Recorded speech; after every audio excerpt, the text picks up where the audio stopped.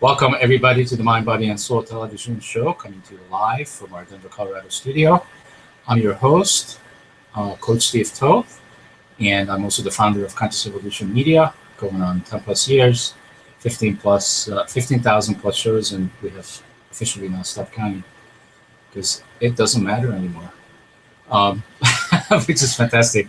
We are, of course, streaming on YouTube Live, as well as on Hangouts and at consciousevolutionmedia.com. So join us.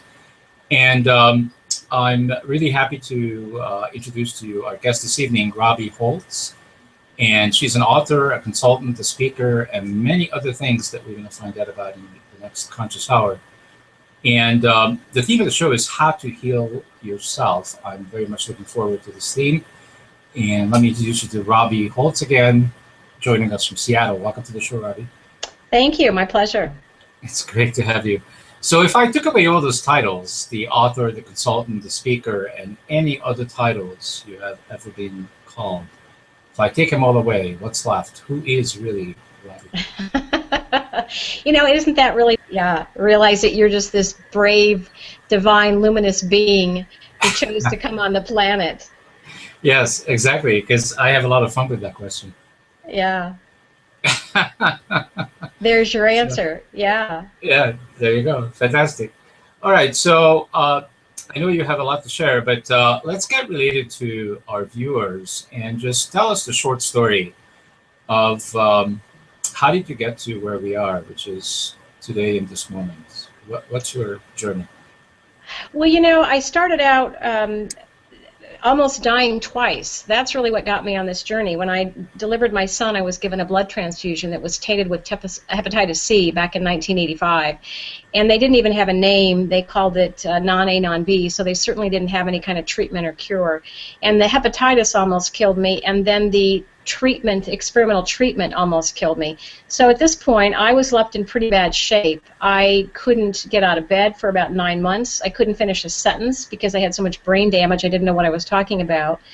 But I was determined to survive because I had this little boy that I really wanted to parent and love. And so Western medicine didn't have any answers for me, but I started searching and found out that there's all kinds of answers, but most importantly that we are incredibly powerful healers. And so I've since healed the hepatitis C, which the doctor said was incurable at the time. I've healed the fibromyalgia and the brain damage from the treatments.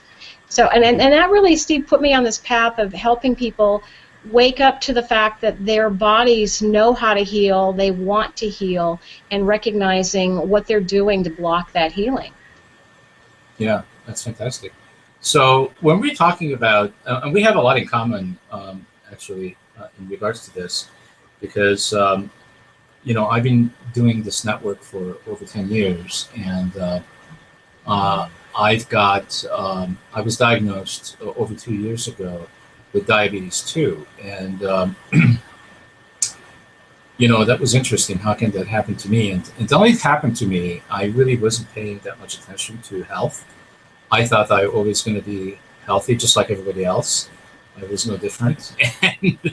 And then all of a sudden, the wake-up call came, and it took me 2 years, but I healed myself. Beautiful. Yeah, thank you. And when I went to the doctor the last time, which was just a couple of weeks ago, she told me that they have a very large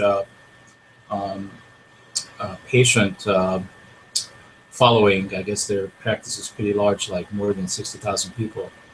And she said she treats a lot of people with diabetes 2, thousands of people. And as far as she can tell, for the last 2 years, I was the only one that actually came out of it. Wow.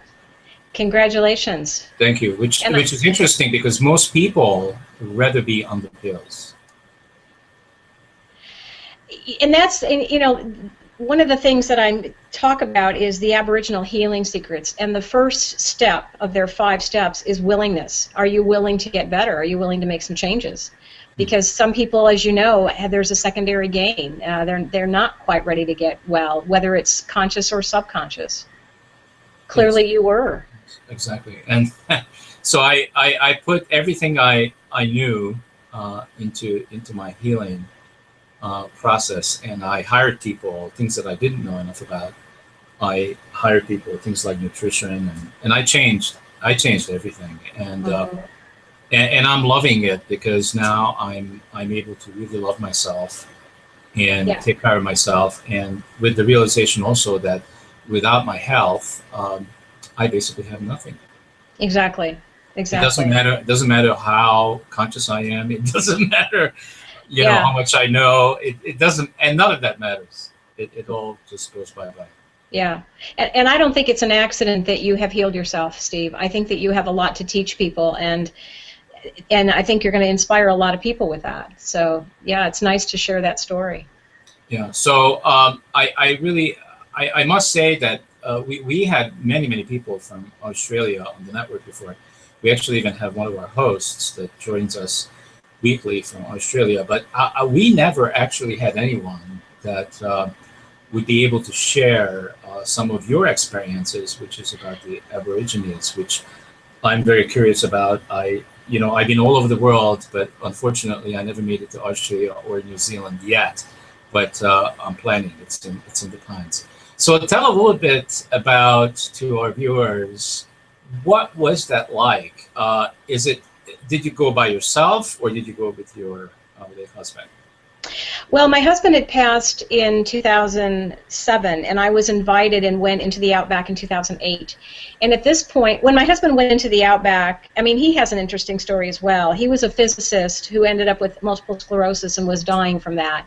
And he went into the Outback as a last resort, and the Aborigines helped him in less than 10 days regain feeling in his body, which he hadn't had in 7 years, and clumsily walk on that airplane back, totally transformed. And they asked him to take their healing secrets out into the world. So we had been teaching that for quite a while, and then I received an invitation that the Aborigines the women had wanted to open up their ceremonies to other women from around the world. And I think because I had been teaching their healing techniques, I was one of the few invited. And I brought a friend of mine from the States, a very gifted woman, and so the two of us went. And there were about maybe a dozen, 20 women from around the world who came to participate in these healing ceremonies. It was quite an honor, actually. Wow. So would you be able to maybe share some of that, some of those experiences specifically? Um, did they Sure. teach you about some of the things that you could do? You see, there's so many things out there in terms of things that we can do. Uh, Mm-hmm. these days, I am so much more interested in how we can be. Mm. Yeah. Everybody has doing pretty much down. Yeah, we got that part down exactly. Yeah, we're overachievers in that regard. Uh, Well, and I'm happy to share that with you. Obviously, because we needed to keep the ceremony secret, I can't disclose what we did. But what I do tell people and what we put in the book um, is open to discussion. Can you still hear me? Okay, there we go. yeah, yeah. I thought I was okay. So. It's very different in Australia in the outback. We went around Ayers Rock, Uluru. It's a very sacred vortex. There's a very strong energy there. And it just felt like I had landed on Mars because it's red dirt. It's very different. If you touch any type of wood, it will splinter off into your fingers because it's been baking in intense heat day in and day out. And there's just these different swarms of insects and wild pigs and wild camels, and we encountered, I think the second night we were there, a barking spider that was the size of a dinner plate, and its body is the size of your hand. So yeah, Oh my God. yeah, wake up, here we are in the outback. And I just remember thinking, what did I do? What have I signed up for? I really should have thought this more clearly through. And then I heard a plane overhead, and that just sort of gave me a little sense of relief, that it's okay. It just felt like we were in another world, which we were. But what was happening, and the reason I love the wisdom of the Aborigines, the remote Aborigines that have not really been connected to civilization at all, they have maintained these ancient ways. They're at least 60,000 years old. I know they're much older than that, and they do too. Like you, they stopped counting. Who cares how many shows? Who cares how many years? But they have to me, they are very awakened, very enlightened, and they're showing us how to do it. And they don't have ceremonies at a certain time. They just wait till everything is in alignment. So we would get the call, we would hear, the Aborigines were staying, we had a liaison, a woman who was Aboriginal but could speak English, and she would holler ceremony, and then we white women would all grab our black skirt, and that's it. And your body was the canvas, and you would paint your body for the ceremonies and do the dancing. And they were incredibly powerful ceremonies, incredibly powerful. And you know, the thing is that I knew that the Aborigines were raising our vibration so that we could be in a higher vibrational state to have create more powerful ceremonies and with the work that we were doing. And I would wake up during the middle of the night and I would see hieroglyphics on my third eye, just like Aboriginal squiggles, and I just knew that they were sort of upgrading or downloading, whatever you wanted to do, call it, to raise my vibration, to have a more powerful effect. And I knew they were telepathic, so I was very cautious about my thoughts, you know, in this different environment. But it was lovely. The first night I met them by these huge bonfires, and the first thing I saw was a dingo, and that's their animal companion, and I just got excited that of course there's animals here. These are women that have real lives. Now the men were outside. They were we never saw them because they were in a different area, grounding us and keeping us safe, because these were very powerful ceremonies that we were doing. So it was just women and and a couple of small children, and I was kind of surprised to see the small children, but then you realize these are families. This is their life. So we were creating these, the intensity kept building, the energy kept building, and as you get into these higher vibrational states, I know that you know, and a lot of our listeners know, or viewers know, you know that you're one. We know that intellectually, but to feel it is a different thing. And when we got into these ceremonies, there were times when you could feel everything was one. You could feel everything was melded together. It was just different facets. There wasn't any beginning or ending, I guess I'm trying to say.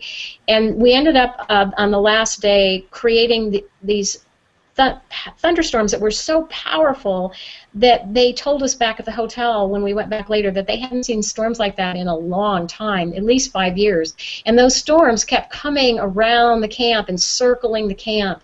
And we had created that, and I think we white women had no idea that was going to happen, or we would have covered up our sleeping bags, because nothing will make a memory like a wet sleeping bag in a freezing desert at night. So that was an interesting aspect. So they were able to affect the atmosphere with their energies.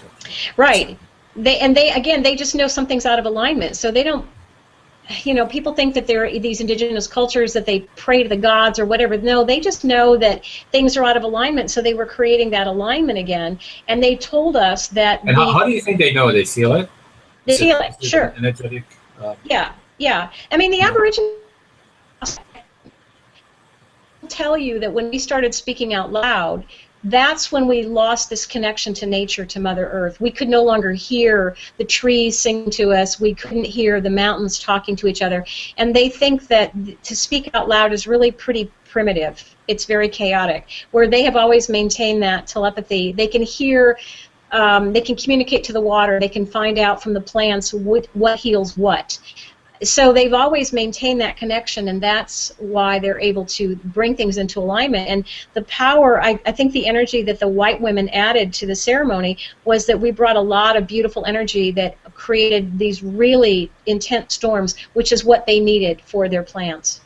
So wow, that's fantastic, because I'm lately feeling that, and this is interesting because, you know, I'm in broadcasting, and I'm feeling that language is very limited now. At least that's how I'm experiencing it. Because things that I'm experiencing, I'd like to describe, but I don't have the words for them. So I've been wondering lately. So what's the evolution of language? Because obviously we haven't been improving it that much. It hasn't changed a whole lot. You know, we create new words and new understandings, but we're growing, I feel, much faster. Humanity is growing much faster than we can keep up with it with our language. Yes. So, and we don't only have just the English, but all the other languages. So it's kind of, like you said, it's chaotic. And so when you say telepathy, that's something that crossed my mind. And did you get any insights regarding how do they have access to that, or how they can teach us to have access to that? Well, and they'll tell you that telepathy is the old language. That's what we all were originally doing. And if you look at young children, they're born and they're very telepathic on many levels. They can see things we can't see, and then if it's not encouraged, they sort of lose that ability about 5 or 7. So I know that when Gary went into the outback in '94, and that's my late husband, and he went into the outback with the tribe around Uluru, Ayers Rock, the same area, he came back and became telepathic. He came back and started developing these same gifts, and he started opening up to more and more of the abilities to communicate with nature, I mean, I remember I could tell you stories where he was communicating to the birds, and he would communicate to people telepathically. He was very quiet because he was a brilliant man, but he was sitting there listening to what people weren't saying. He was telepathically communicating, and he always was very humble about that, but also very responsible, and he always asked permission to talk to people telepathically. And it's quite interesting, Steve, that the only ones that ever knew he was really communicating to him telepathically were the autistic people. Autistic Wow. children always knew that he was communicating to them. There was no barriers or filters for them there. Wow, that's very, very interesting. So I know that earlier you responded to, I think, one of my questions, that there's certain things you can't disclose. But you also mentioned that the Aborigines asked you to take this out to the world. So how, I'm just trying to figure out the connection there. So what part can you take, or were you told to take out to the world? Yeah, well, and I've always been very careful about knowing where that line is. They asked us to take their healing secrets out into the world because they said that we civilized tribes really didn't understand how healing worked. As I'm sure you know, that the Western medicine tends to focus on the physical body rather than really paying attention to the fact that we're a body, mind, spirit. Those are interconnected and can't really be separated. So you've got to address the emotional core to the physical illness. There's always an emotional core. Even to my blood transfusion, there's an emotional root there. I was not paying attention to my body and not loving it, and so you've got to pay attention to all of that. And the Aborigines will tell you, if you don't get to the emotional root of an illness, it's like picking the top of a dandelion, it'll grow right back again. And we all know people who have gotten ill or had tumors removed and things come back. You've got to make those changes. So they gave us this information, and it's very simple. They'll tell you that it's always simple. Our minds just complicate it. Don't you love how we tend to complicate the simplest of things? And so I think once you understand you appreciate this, Robbie. I actually say these days that the mind is a great thing to waste. Yes, yes. Well, I think where we get into trouble, Steve, is that people are asking their minds to do things it was never designed to do. It's a very powerful tool. One of the most powerful things on the planet is a focused mind, but it wasn't designed to charge. And we can see, as a planetary experiment, if you will, what happens when you let the minds in charge. The mind was designed to follow the guidance that comes from a higher consciousness, that soul, that spirit, whatever you want to call that. And that's where we get into trouble. And so that's what I do a lot of consultations with people, and I help them realize how, okay, you've been letting your mind be in charge, and it's about learning how to redirect it and get it into that role of being a support. There's a huge difference. Yeah, that's totally right on. So when you work with people, do you work with people in groups, individually, as couples? How do you work? All of it. I work with people, I love to speak. I love to go out and tell people, that they're very powerful creators and wake them up to that, very powerful healers. And I will speak in groups. I'll do workshops. I'm going down to California next week to do a workshop down there. But for the most part, I do one-on-one consultations with people all over the world. I just need 1 hour, and I will help you understand what your emotional root is, what's been creating this, and how to get that mind to come on board rather than sabotaging, and how to tap into a higher consciousness, because I'm a big fan of using my team of spirit guides. Gary really woke, and the Aborigines woke us up to that. We've all got tremendous help from the other side of the veil and how to use that. It's huge. So I do all that in an hour. That's it. I don't need more than that. Okay, fantastic. So that's what we have here, actually, a conscious hour.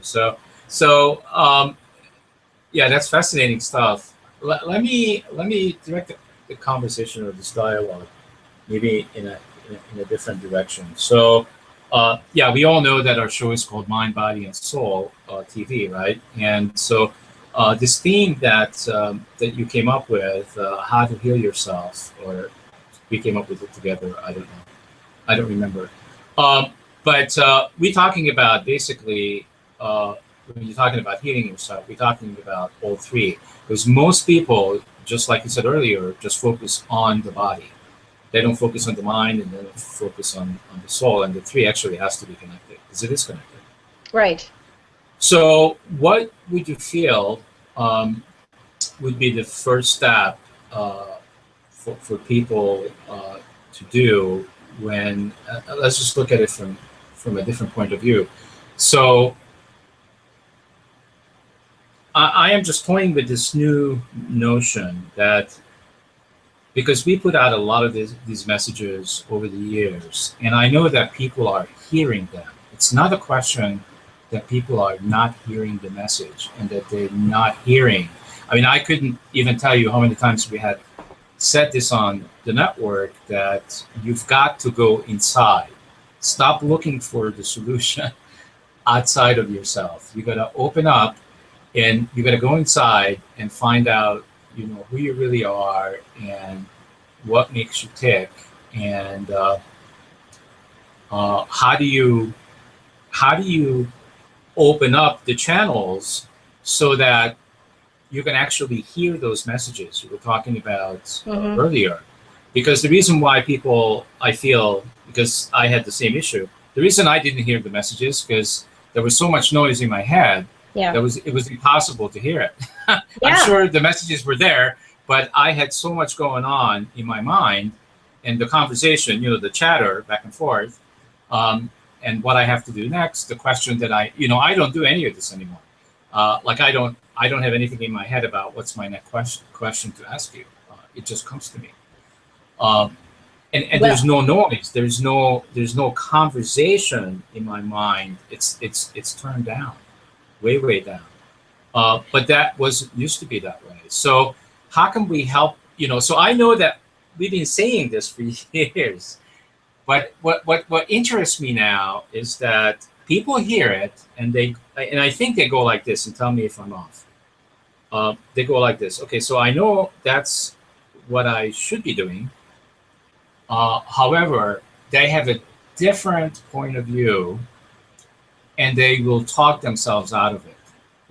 Almost like what they know is what they know, and what beliefs they have is what is an override to what they're hearing on the network. Right. Wow, there's so much I'd love to do with all of that. So am I. Yeah, I know. I'll confine myself to the last question. I think what is happening is that our minds are running on autopilot all the time. It's constant chatter.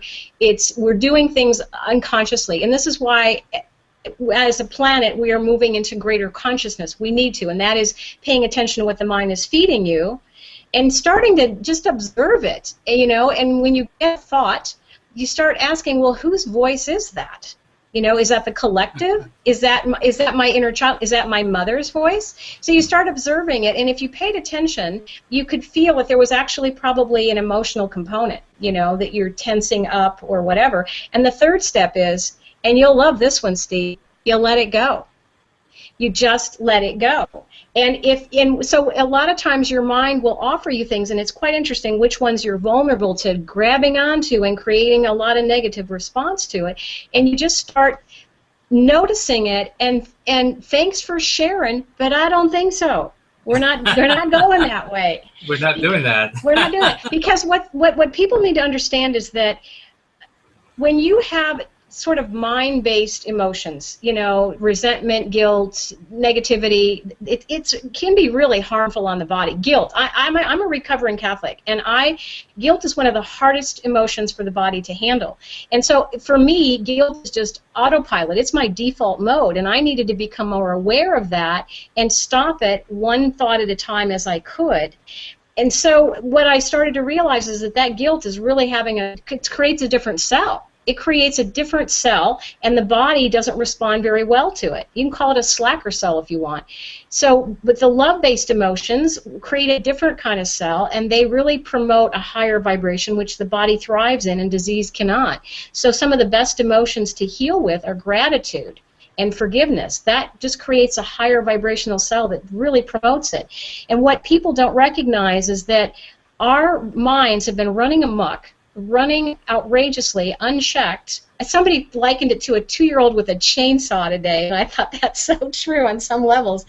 And our bodies are crumbling under the emotional weight, because fibromyalgia, for instance, we have a lot of stress and fear throughout the entire system. Your cells are holding on to this stuff. And now fibromyalgia is becoming popular in teenagers.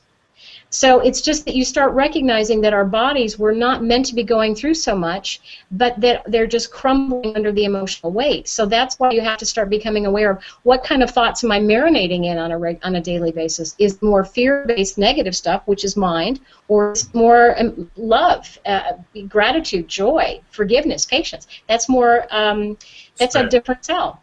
Yeah. So, yeah, that's absolutely right on, by the way. For me, because that's really what I practice. I mean, my life is becoming simpler. Even that, I did go back to corporate America, and I am now practicing this there, and it's becoming less and less challenge, because I know who I am, and I know that most of the stuff that's around me, how not to react to it. Which I would say 12, 15 years ago, I had no clue.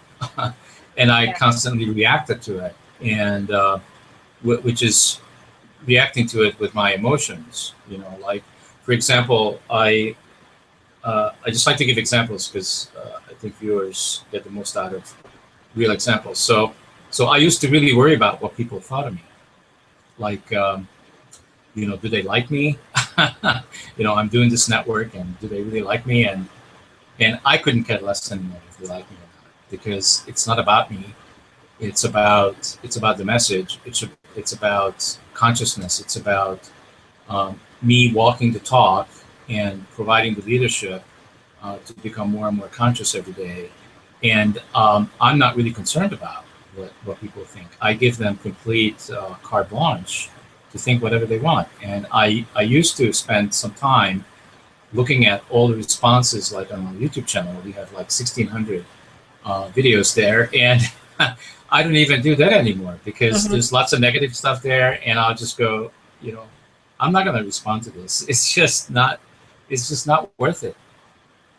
Yeah, it becomes, because that was mind stuff, that was ego stuff, and you keep moving back into the heart-centered, where you recognize, if I'm speaking my truth and I'm operating from a place of love and being authentic, then that's all that matters. What happens is their stuff. It's not my stuff. Right, and I have nothing to prove to them. I'm only doing this for me, to be a better human being, and then I'm just being an example that it is possible, and I'm just sharing, this is how I've done it, and there is a million ways to do it. It's Right. not my way is the right way. It's just however you do it, just Right. do it.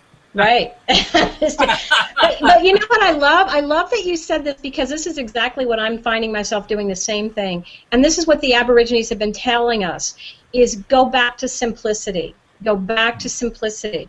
And that I'm finding that as my life gets simpler, it's better. It's so much better. And you don't need these things. You don't need to have such a busy schedule. And that's where I think it comes down to, again, as we were talking earlier, getting that chatty mind to slow down, to get quiet more often, and then you can feel the answers. You can feel that peace and bliss, which is always running in us. We just can't feel it for all the chatter and emotions. So I think you're farther ahead on me on that path than I am, but it's about constantly coming back to the present moment, coming back to just being quiet and being still more often.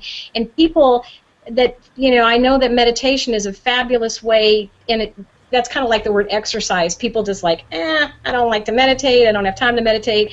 And I love my friend's response, if you don't think you have 10 minutes to meditate, you need to go sit down for an hour and think about that. Which is so true. That's funny. Because what you're doing in meditation is you're just simply quieting the mind. You're getting quiet and still so that you can feel that inner guidance, because all the answers are there. And then you take it out. You may do it 5 minutes a day, 10 minutes a day, but as you know, it's addictive. And then you start taking it out more into your daily life, where you're being more present, more aware, quieting that mind rather than that mind. I just love that image of that little 2-year-old with a chainsaw. I mean, that's really what comes to mind when people try to meditate. That's what this woman told me this morning. Yeah, every time I go to meditate, I feel like I have a 2-year-old in my head with a chainsaw. It just doesn't want to quiet down. Yeah. So this thing, this smart device, right? Yeah. How we can tell that people are completely, one of the side effects of the smart devices, I don't know if the designers of this thing actually thought about that there's going to be some things that people don't want to talk about, and one of those things is that we can't live without the damn thing, most of us. And it's got to the point, I feel now, where it's completely in control. It's an expression of our mind, how our mind can be in control of us. This device can be 100% in control of us. Don't you love how they've marketed it as the smart device? Yeah. I mean, it's so, this thing is so dumb, people. I know. It's a dumb you down device. I know. Well, the thing is, everything, they're beautiful tools, but it's always about balance and having consciousness. And rather than just things being on autopilot, you start having an awareness. That dumb device or smart device can be a great tool, but it's about, again, that balance and using it with more consciousness. That's where I think our society tends to get into trouble, is we need to have more consciousness in everything, more heart-centered rather than the mind.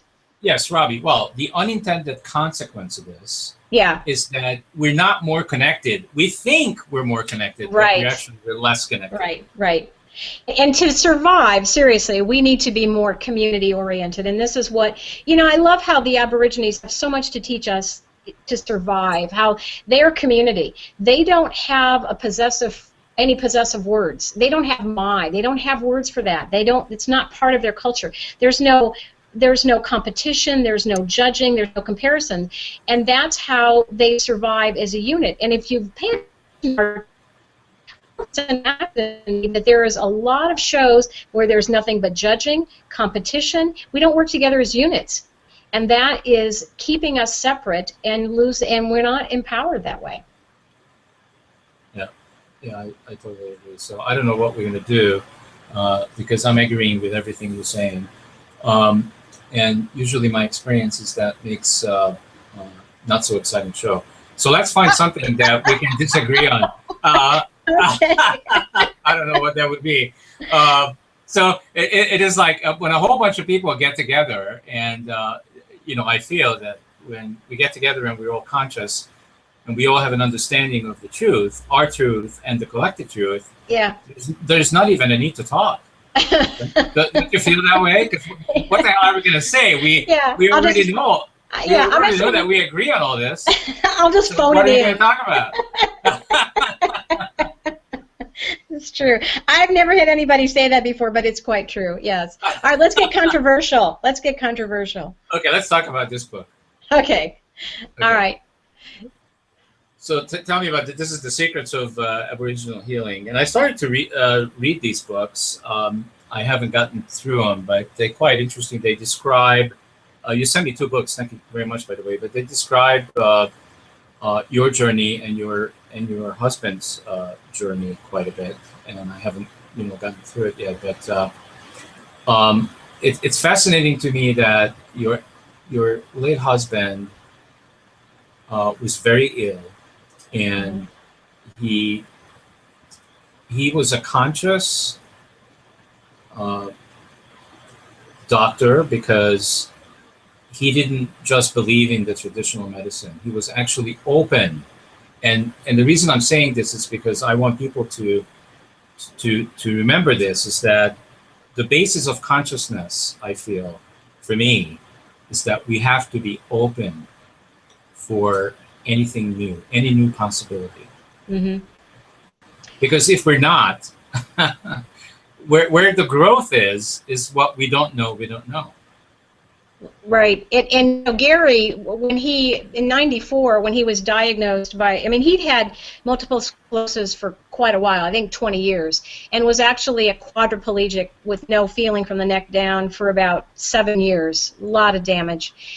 Very successful physicist, very successful businessman. He had his own, he'd been on the cover of magazines for high-tech energy and globe-trotting physicist that was highly respected. He had his own aerospace company. But he was dying, and the doctors told him that he didn't have a lot of time left. He actually had about 6 months. The doctors told him he had about 2 years.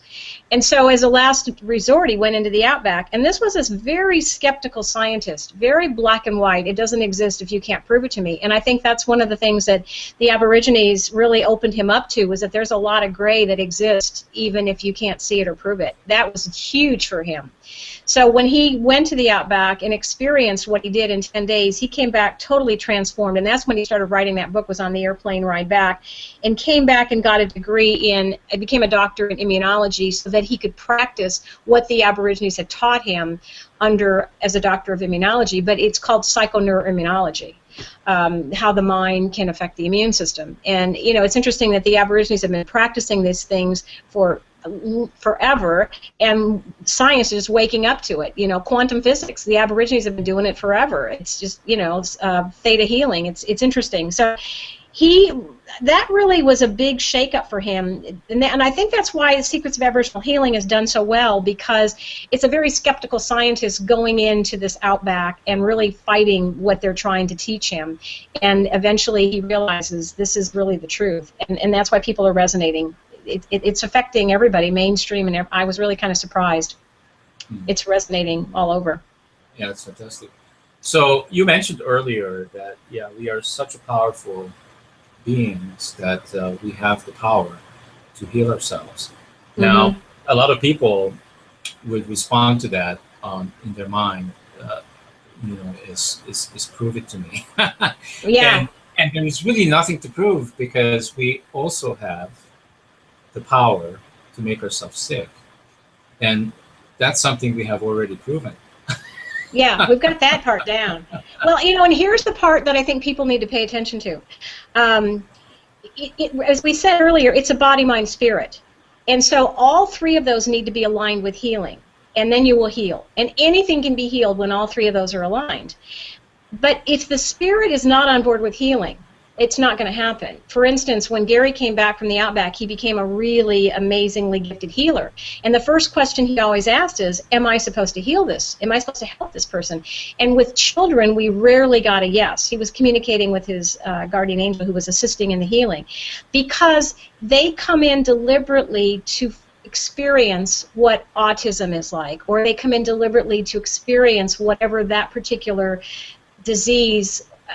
It's a different life. We come in as etheric spirits who have the opportunity to be in a physical body, which is a huge blessing, on this free will planet, so we can grow any way we can experience any way we want, and we get a body and emotions to help us do that. They're very tied in together. But if that spirit wants that child, and that can be controversial, but it's true, if that spirit wants you to experience that, then it'll happen. But most of us are making ourselves sick that we don't need. It's not necessary for our soul's journey. And at the end of that, if someone has life-threatening cancer and they're doing everything right, and I saw this with Gary when we were working healing people, if that soul is done in that particular body, then that soul is not in alignment with healing. And sometimes these diseases are ways for us to let go of our body, are ways for our loved ones to let go of us.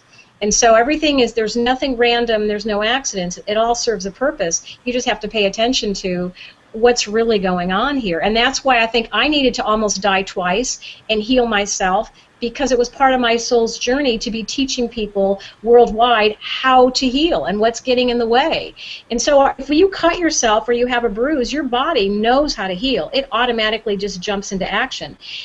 But you have to pay attention to when I'm not healing, what's going on. And for the most part, we are supposed to get better. It's rare that we're not, but for the most part, most people are supposed to be getting better. And that's where you want to find out, okay, what's the emotional component going on? What's underlying this? What's the root that's really kind of creating the problem in the first place and stopping the healing from happening? Is that controversial enough for you, or you want me to go deeper? No, that's not controversial to me at all. Oh, I'm going to have to try harder. I'm in complete alignment with everything you just said. So what's interesting to me is that, you know, in my case, I've been on a spiritual path for several decades. And my mind and my body was out of alignment. So where my body was out of alignment is I didn't pay attention to what I was putting into it. Right. I you know, I heard everybody say these things like I said before, but it didn't apply to me for some reason. I took myself off the hook. Like, hey, so what if I go have fast food? So what if I drink beer? So what if I have Pepsi and other pops? And what if I do pasta 3 times a week? You know, none of this I cared about. Something I did care about, though, is that I was overweight. And I actually lost like 64 pounds. So I don't know if you can imagine me 64 pounds heavier. But what's interesting is that the fact that I was overweight, I was completely aware of it, and I hated it. But I didn't hate it enough to get motivated to do something about it. So what it took for me is that I was diagnosed with diabetes, because I completely dislike pills. I completely dislike any chemicals to put into my body. And I just know that those pills have minimum 10 other side effects, and I'm poisoning myself. But the fact that I was diagnosed with diabetes 2, I also thought about, oh my God, I could lose my legs. There's a whole bunch of stuff that could be happening to me that I may not be in control of anymore because it's too far down the road. And that moved me. That motivated me to do something. So is our nature, is it true, Robbie, that it's our nature as human beings that we have to have enough pain before we do something? Well, you know, humans don't like change. We're not wired to like change. And so it's kind of like, how bad does it have to get before you're willing to make some changes? Because we only change through pain or inspiration. And I know with me, it needed to be pain. That's why I crawl farther than most, apparently. That's why I almost died twice. I didn't get it. So the second time around, I had to totally be disabled and start paying attention to, okay, what's going on here? And I think if you go back far enough, you'll find out, why am I not loving my body? Why am I not paying attention to what it needs? Why am I not exercising it? And you could keep going back farther enough, and I was feeling guilty taking time for myself. I didn't feel worthy enough to take the time to go meditate. I didn't feel like I could really let a lot of this other stuff go, which was not as important, and take care of me. And that was learning how to love myself more, which was important. I had this core issue from my childhood, as I call it. I've done a lot of core issue work for several years. That I am a nobody. Mm-hmm. So if I'm a nobody, what difference does it make when I win? Yeah, yeah, right. Who cares? And that's the emotional root, the emotional core that I'm talking about. You got to get to find out what started this. Yeah. And I healed a lot of stuff in regards to nobody, because the nobody actually taught me the opposite of how to be somebody. I mean, yes. What's interesting about these core issues is that there are benefits that comes out of it. You know, when we pursue a life, which is something I pursued the life of becoming always somebody and always proving it to the world and to myself that I am somebody. Underneath that, every second of my life, I believed that I was a nobody, and it didn't matter how much success I had, because I needed to get to the next one. Okay, if I could do this, the next goal, the next material thing, the next thing, if I can get that, then I am somebody. But it's a never-ending loop. Right. And that's where you start paying attention to, okay, whose voice is that that's pushing me so hard? I have a mind that's a slave driver. It's a perfectionist. It's critical, and I needed to start becoming aware of that because it was harming my body, and I needed to, first of all, become aware that it was even playing in the background, and that's where I started asking, whose voice is this? And a lot of it came from a very strict Catholic upbringing, and the nuns, I mean, we got stories, but I needed to pay attention to, thanks for sharing, but I don't think so. And I think you have to remember, too, that, again, we're souls currently embodied in a physical form because we get to grow and experience things so fast with this, because, again, nothing gets our attention like pain. So that emotional or physical pain really gets us our attention and gets us back on track again. And as we come in to experience things, I think this may be a little controversial issue for you, but we all sign up for this. Everybody has willingly agreed to play different parts. And so I know that sometimes people struggle with, well, what about the people who were rape victims, or the people who got caught in the tsunami or the oil spill, the wildfire? The fact that we chose the parents that, yes. that would make this happen for us. Right. And check this out. The older evolved souls tend to, and usually you'll get one evolved soul with a family of younger souls, and there's no judgment. I'm just saying that that's usually the way it works because you learn so beautifully. It's so beautifully paired. But the older evolved souls, they're equipped to handle more. So you're going to come in learning. You may come in with tremendous abuse, no love anywhere, because you wanted to learn how to love yourself. It had to come from within, not from without. That's a more evolved lesson, but it happens. That was me. You overachiever, you. Yeah. So nobody loved me. My Yes. mother didn't love me. My father didn't love me. My country didn't love me. I was growing up in a communist country, and I hated it. So everything around me, I just couldn't stand. So amazing. And can you see how everything was perfect for you to learn and grow how to find that love from within, not from without? Yeah, absolutely. And you did. Congratulations. And your body is the one that brought you back to it. That diabetes was a gift in some ways. Well, I've been actually on the journey for quite a while, and I healed a lot of this. I would say the final piece to this was really the mind. I mean, the spiritual thing, I had that down from decades ago. But I didn't have, I only began to be able to control the chatter just a couple of years ago. Mm-hmm. So silencing my mind and being able to be with myself, um, that's a fairly recent thing in my lifetime. But I believe that without that, and without my ability to control the chatter and to control all the things that my mind wanted me to do based on what I was experiencing in the present moment, all along, my mind was referencing that stuff from my memory of old experiences. I was just constantly reliving my old stuff. And I finally had to say, enough. This is enough. I learned a lot from, I had to basically, I didn't have to, but I felt the need to complete my relationship with my mother, so that was all complete. I didn't resent her anymore. I forgave her. I forgave myself. All my closest family. I explained to them why I had to leave.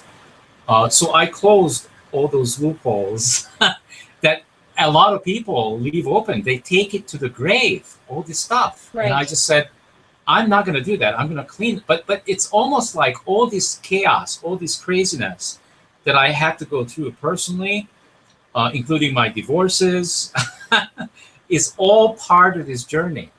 It's all part of the design. It's all perfect. It's all perfect. It just may not feel like it. And there's nothing random.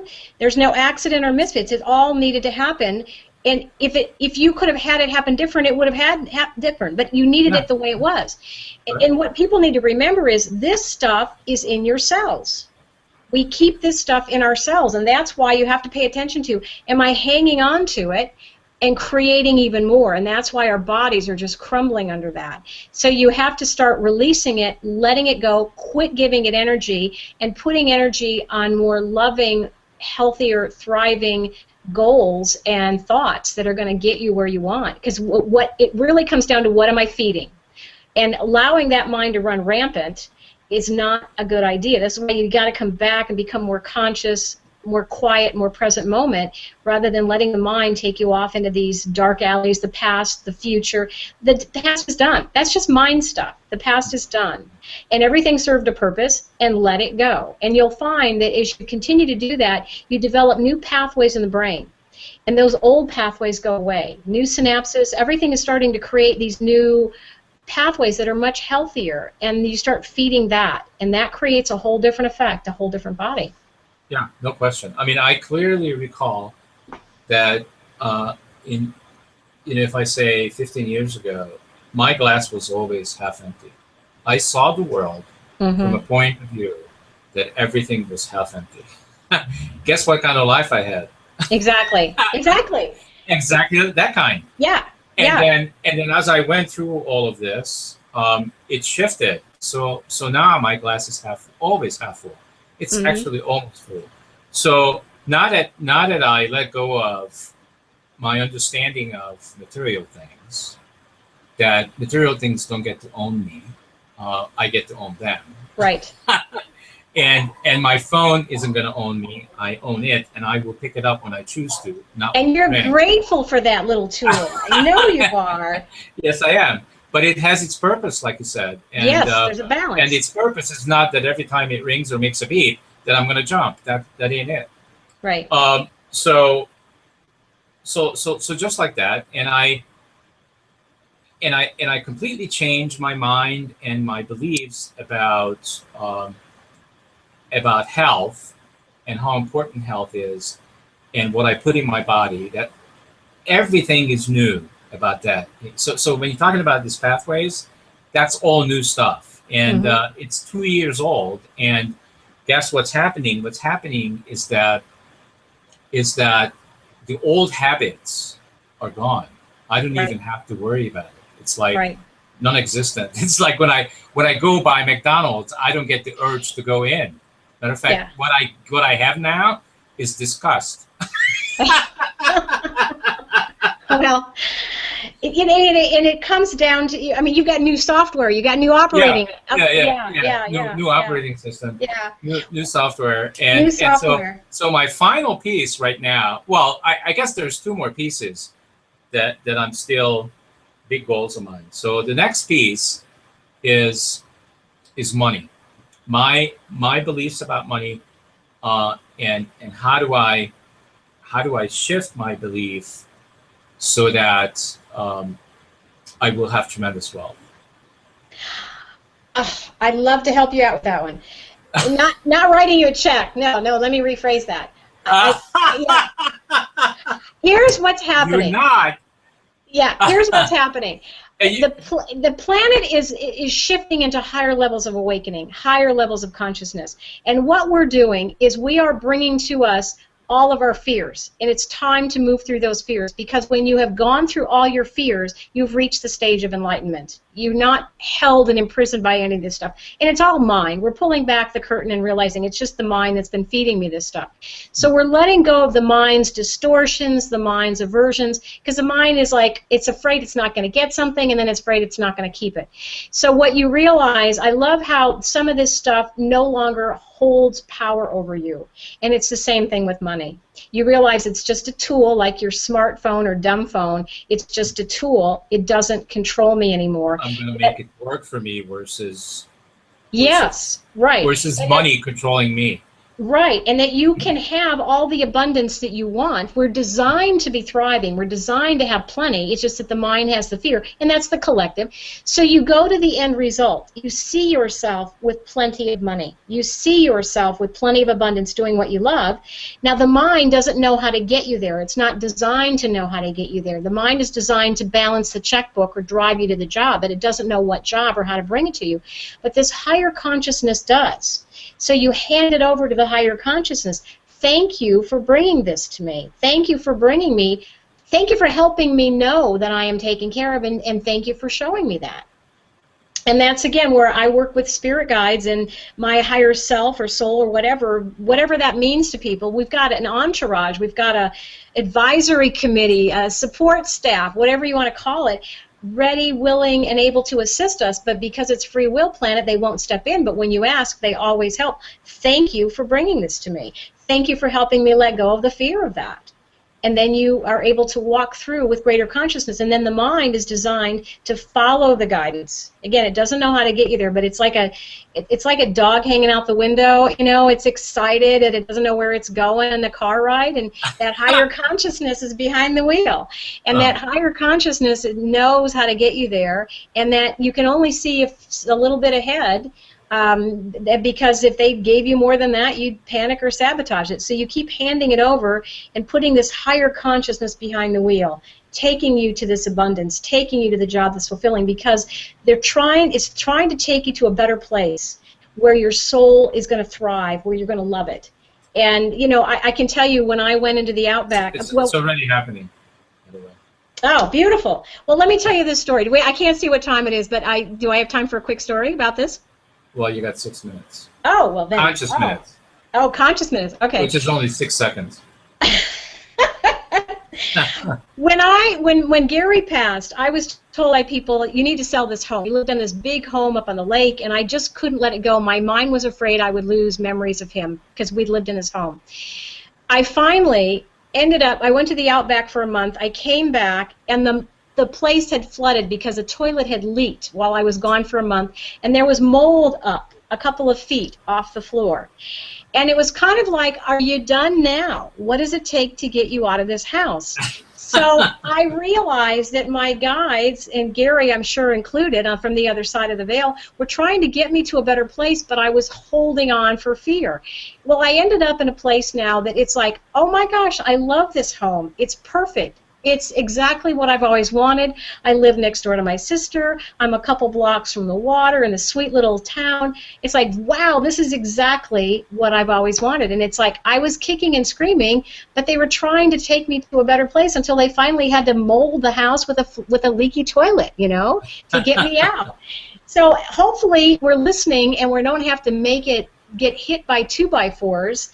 And how bad does it have to get before you let go? Before you quit hanging on to that belief system, before you quit playing that story over and over in your mind, how bad does it have to get before you are willing to just allow the present moment, whatever that is, and have acceptance, knowing it's here for a reason, it's here for my benefit, whether I realize it or not. Fantastic. All right, so I just wanted to have the opportunity to mention to people how can they get your books, and also how can they get more information about you on your website or whatever else you would like to share. Okay. Well, the first book is Secrets of Aboriginal Healing, and that's Gary's journey into the Outback with the Aboriginal healing secrets. The next one is Aboriginal Secrets of Awakening, which talks about when he comes back from the Outback, which to me is fascinating, and my story, how I almost died. And, I do 1-hour consultations, but they can find me at holzwellness.com, HOLZ as in zebra, wellness.com. And there's a lot of information up there, Steve, about, we put a lot of helpful information in the blog because our passion is really helping people heal, helping them wake up to greater consciousness. And so we've got a lot of tools there available for them, especially in the blog. Yeah, fantastic. Yeah. All right, so I think this is going out to all the viewers that when they hear the theme that we created for the show, which is how to heal yourself, if that speaks to them in terms of touching, moving, and inspiring them, and the conversation in their head goes like, okay, so I've been overweight for most of my life, I'm ready to do something, or I have diabetes, or I have cancer, or I have whatever it is that you have, I am ready to ask the questions that I don't even know what to ask. What would you say to them? What's their first step?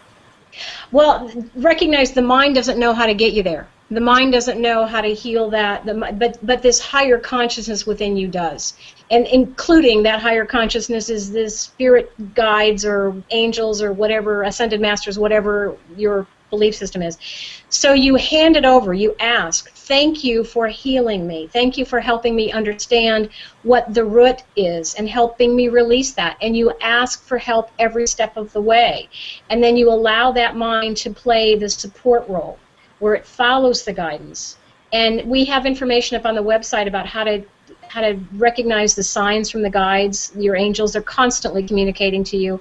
And you can tell, is it the mind or is it this higher consciousness by, is it fear-based? It's mind. Is there a should? Guilt? It's mind. Pretty clear. And if it's more love-based, more compassionate, that knowing, you just get that feeling, that knowing, that's a higher consciousness. That's coming from a true source that's going to serve you well. Right. Fantastic. That's pretty awesome. Good. You are fantastic. Thank you. I really enjoyed spending this conscious hour with you. It's been, and this is my experience always in the network. People that know their truth and know the universal truth. It's very easy. I mean, I can speak with you, talk to you, like I've known you all my life. And before this, I never even knew you existed. But it doesn't matter because this is an example of how we are one. We can very quickly tune in and have an understanding that I know who I'm talking to. I get goosebumps. Like those are my indications. Yeah. Right away, who I am in front of or what conversation I'm in front of. So one of the ways I know when the truth is being spoken or it's the spirit that's speaking through me is that I get goosebumps. Yeah. Do you have that experience? Or No, mine's a little different. I mean, but I love that that's your GPS. If you do a 3-second gut check, you can tell. It's this. If you've waited longer than that, the mind's chimed in. The first thought that immediately comes to you is probably from a higher consciousness. It's a second or third thought. Now, guess who's awake? Guess who's helping out? So that's why I get a lot of, and I know everybody does, when you first wake up in the morning or you wake up during the night, what's right there on your mind, that's directly from the other side. But I get a knowing. I think most people are sentient. They just get that feeling, that knowing that comes from their heart space. Yeah. Fantastic. So thank you very much for being on the network, Robbie. I really enjoyed it. I'm sure our viewers are enjoyed it as well. And for everybody else out there that hasn't had a chance to watch the live show, we will be sending out information to our social media sites about the replay of the show.